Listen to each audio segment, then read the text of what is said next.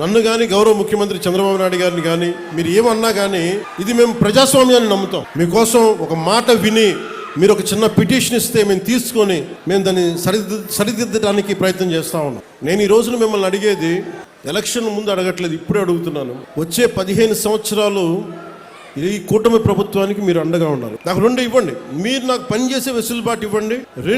15 సంవత్సరాలు ఒక కొబ్బరి చెట్టును కాపాడుకుంటే ఇంటికి పెద్ద కొడుకు అంటారు. కూటమి ప్రభుత్వాన్ని ఒక పెద్ద కొడుకులా కాపాడండి. మీరు ఈ పెద్ద కొడుకుని మీరు కాపాడితే పెద్ద కొడుకు మీకు భవిష్యత్తు ఇస్తారు.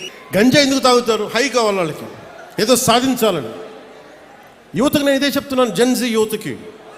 గంజాయి మత్తులో మీరు వెళ్తున్నారు అని చాలా వీరని కాదు, జస్ట్ చేసేవాళ్ళకి చెప్తున్నాను.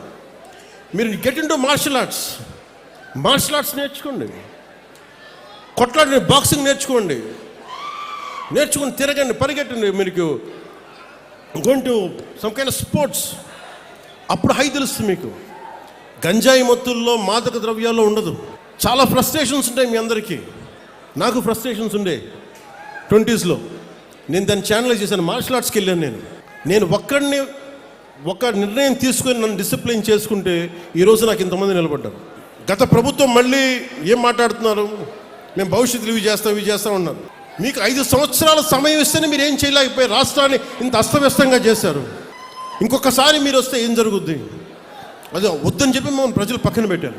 ఈ రోజుకి వాళ్ళు తీరుతేనే మార్చుకోవట్లేదు. చాలా తక్కువ సార్లు గత ప్రభుత్వం గురించి మాట్లాడతారు. వాళ్ళు ఈ రోజుకి వాళ్ళ బూతులు మారట్లేదు, వాళ్ళ బుద్ధులు మారట్లేదు. నేను ఇంకా మీరు సామాజిక మాధ్యమాల్లో తిడుతూనే ఉన్నారు.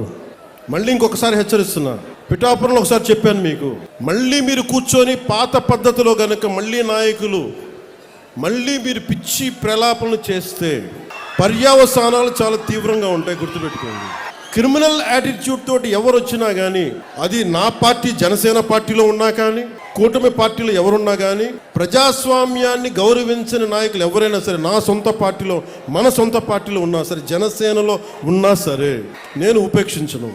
అలాంటి నాయకుల్ని, అలాంటి వ్యవహారం నడిపేవాళ్ళు నేను వదులుకోవడానికి సిద్ధంగా ఉన్నాను తప్ప, నన్ను ప్రేమించే జనాన్ని వదులుకోవడానికి నేను సిద్ధంగా లేను.